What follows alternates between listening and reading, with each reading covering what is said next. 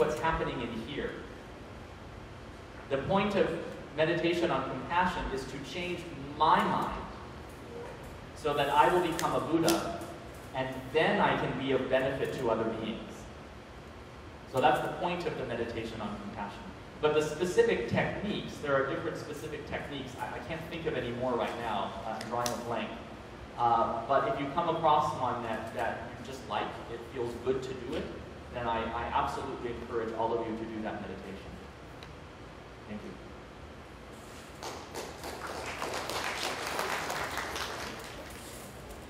Oh, there was someone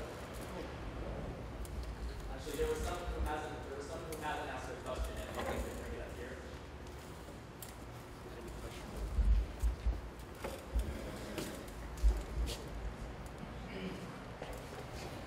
Respected, honorable, venerable. I have questions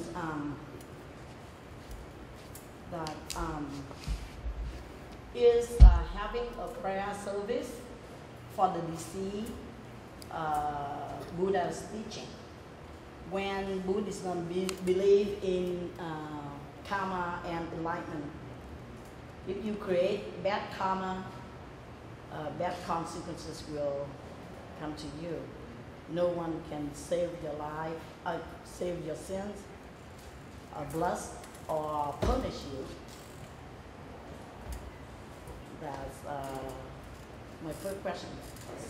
Let me answer that one. Let me answer that one first. This is something that I address, sort of, every time I go to a funeral. I don't know the Vietnamese Buddhist ritual very well, but my role at the funerals that I go to is, once the chanting is finished, is to give a little bit of Dharma, a short Dharma talk in English.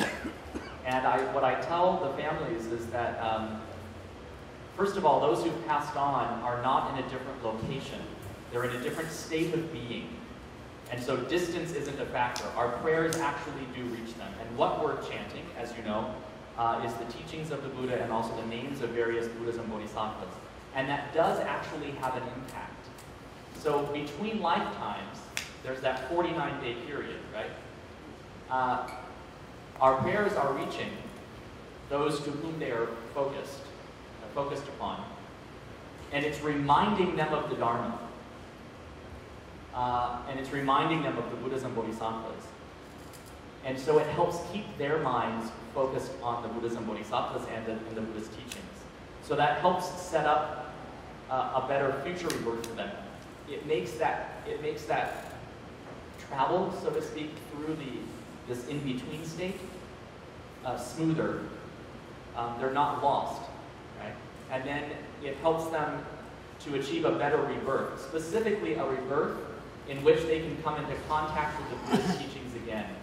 The important thing, yes, we all have our karma, but the state of our mind at the moment of death and in between lives is very important. Because our karma isn't fixed and solid, it's not static. Just like everything else, it's constantly changing and evolving. So I create negative karma, but then later, through some Dharma practice, I purify some of that negative karma, right? And I create more merit in the future. So my karma is actually constantly changing. Going up, going down, right? Good karma, bad karma.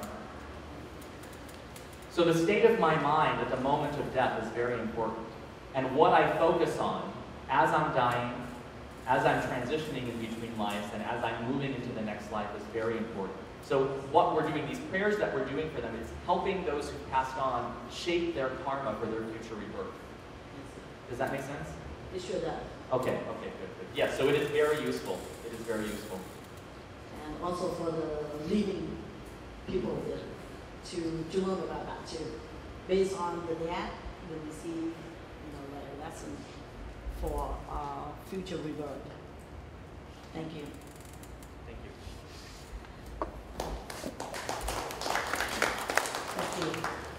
What is the best way to get rid of attachment and ignorance? Big question. I think, yeah. Big question.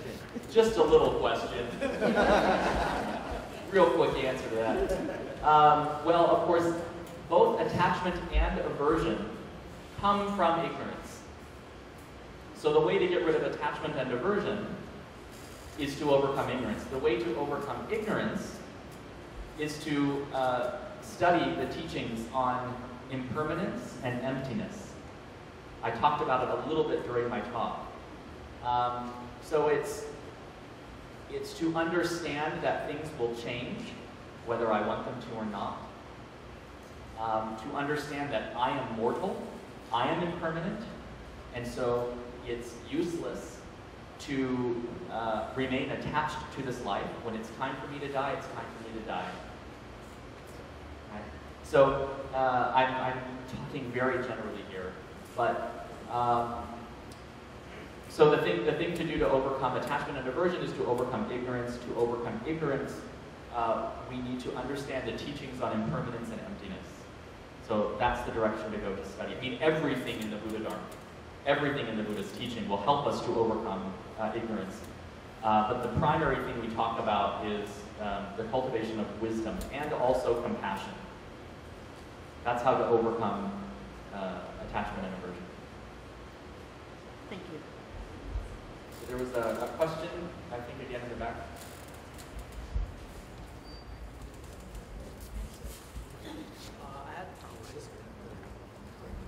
I had this question where I had for a very long time, but I can't remember it. What is the point of following Buddhism if only you can practice it? And my second question is, isn't it selfish to help yourself and then others? Because I ask that because sometimes relatives tell me that, how can I help myself when I can't even help others yet?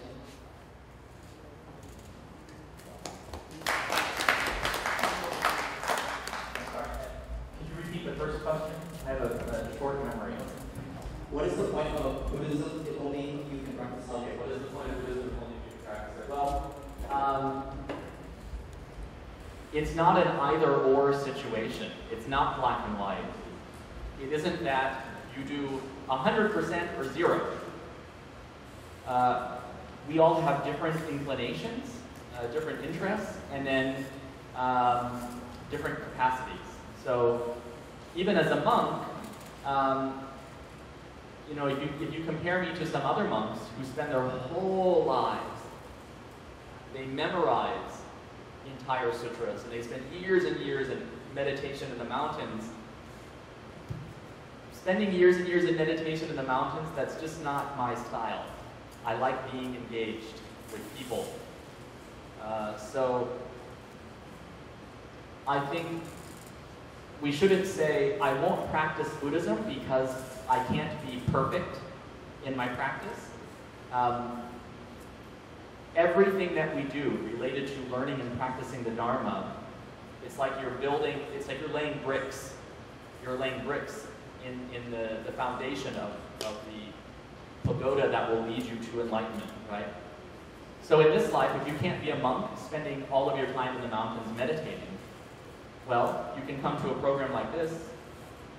You can spend 5 minutes a day at home sitting in meditation or chanting Namo Idapa, Namo Idapa. Doing something is better than nothing. It's like if you're going to eat some food, well, if you say, I'm not going to eat anything because I can't have a perfect, sumptuous, wonderful 5-star meal. No one would say that, right? If all you have is you know, some chicken McNuggets from McDonald's or a little bit of tofu and rice, and you're hungry, you're going to eat. So same thing with Dharma practice. If you can't be perfect, that's okay. Do what you can. And that might be motivation for you to do more later. And then, I'm sorry, what was the second question? Isn't it selfish to help yourself and then others? Okay, well, there are 3 kinds of motivation. There's the motivation of a king, a ship's captain, and then a shepherd. So a king, first they, in a king's motivation, first they take care of their own needs.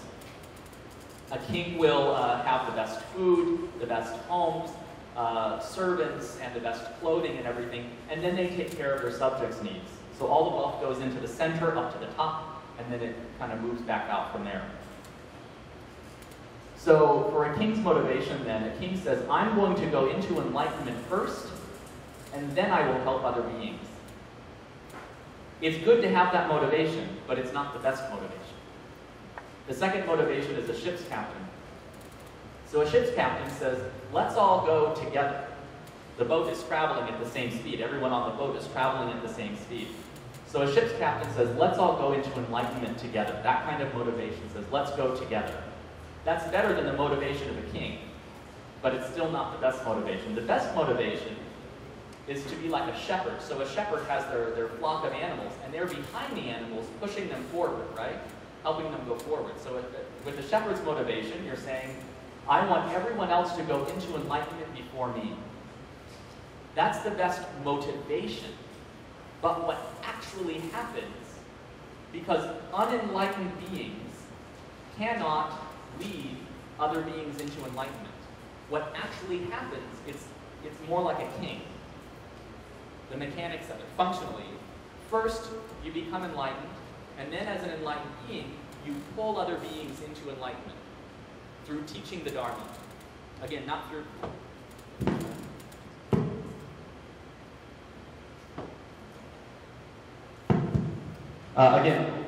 Again, not through magic.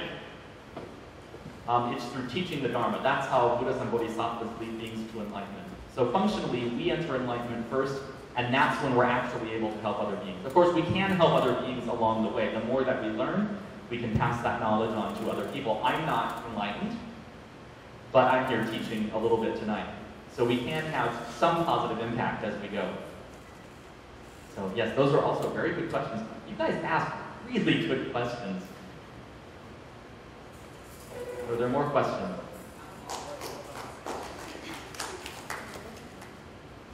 Can I have one question? Yes, please. All right. Related to the right action or right livelihood, that gives I get my. It is a demo of myself. I'm a respiratory practitioner. So I talk to a lot of people for breathing, asthma, breathing, a lot of people. But on the other hand, when people die, and the family agree to take their life support machine, turn it off, and people die. I am the one that turned it off the machine. I'm the one that killing people according to that definition. So, by the definition of the right action, do I make a bad karma? No. There may be Buddhist teachers who will disagree with me, but I say definitely no. Because those people have already lived their natural lives. They're being kept alive artificially, right? I actually do remember hearing about, I think his name was Ajahn Chah. He was a very famous Thai Buddhist master.